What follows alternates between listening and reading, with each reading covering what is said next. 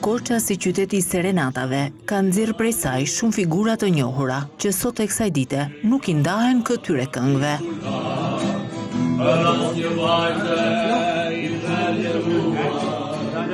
CNA sjell për shikuesit personazhin e radhës, Roland Bregu, korçar i njohur për zërin e mrekullueshëm dhe mënyrën se si këndon serenatat e vjetra të qytetit. Roland Bregun.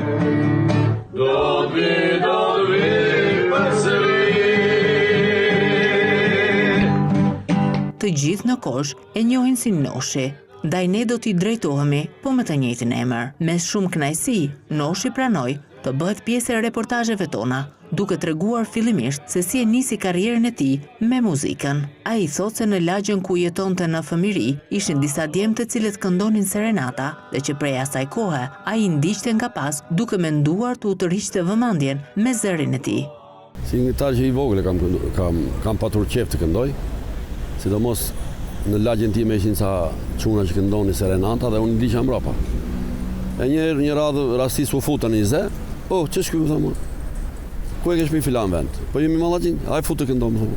Qatë pas e mora kurajon, më luftuan ata. Se nuk e dia dinja këndonja mirë apo jo. Ata më dhanë një hap përpara që të këndonja, dhe qatë e fillova pastaj. Pavarësisht se u mora me gjimnastikën, me ato, një këndonim, një s'këndonim, derisa vatem në institut pastaj. Aty filluam të këndonja me kisha një shok Kristaj Pula.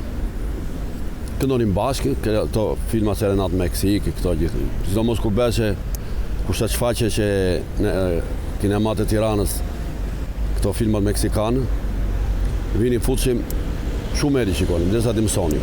Sidomos ato meloditë, se lafet edhe si kapim dot.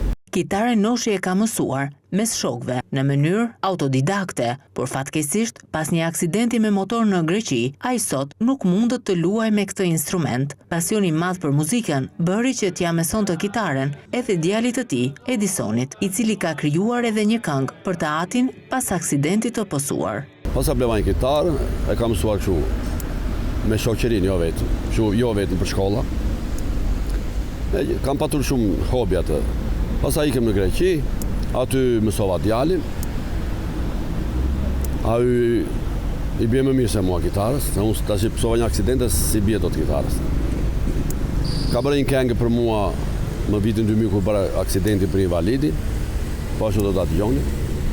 Teksa e pyesim për ndjesin që përjeton duke qenë se babë birë, të dy janë të apasionuar pas muzikës. Noshi thot se Edisoni këndon më tepër këngë moderne, derisa i vet do serenatat e vjetra, të cilat i ka ruajtur prej një jete në përfletore për t'u lënë trashëgimi brezit të ri. Si çfarë këndoj me djalin sa ju ka këngët e tija, i do këto modernet, po me serenatat unë nga që kam kënduar me këta të vjetit di shumë të vjetra. Ato vjetar ti mbaj me të shumë, edhe i kam shënuar në për këto fletoret, në për të i kam. Edhe dua që këto serenato të ati le, që të këndoj dhe brezi që vjen, pari se ky brezi i don të tjera stile këngësh, po unë kam qef t'i le.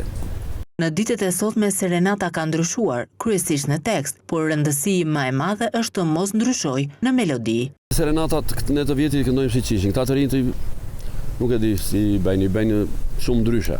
Po të pak të mos janë ndryshoj melodinë, pa fjalët e mundi ndryshojnë se serenata si telefoni prishur, një lagje këndon ndryshe, një qike ndryshe. Rëndësia mos ndrohet melodia, kjo ka rëndësi. Tashi ka ndryshuar shumë gjëra.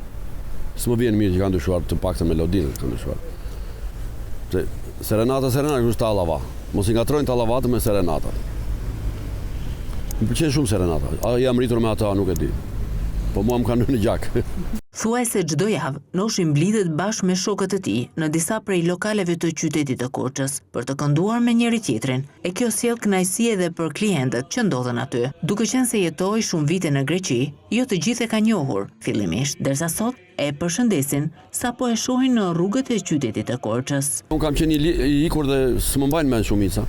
Po tash më flasin në bulevard, më bëjnë njënti. Edhe kjo është një gjë e mirë që më flasin patriotët. Kështu. Ndihem mirë kur më flasin, e më nosi që kemi më kështu. Si çdo këngëtar, edhe korçari i serenatave, Roland Bregu, ka një ëndër në sirtar. Dëshira time kam të bëj një koncert, por nuk e di sa do t'jari.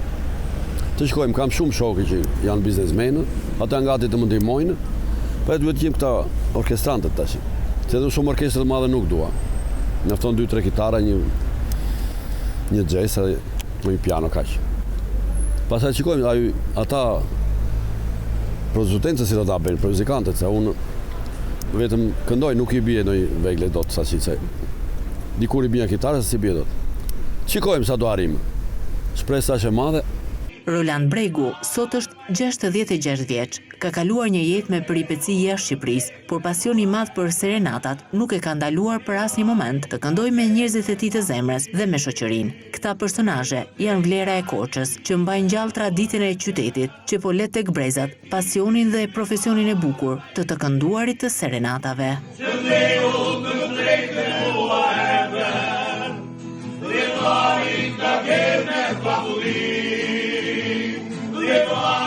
Again.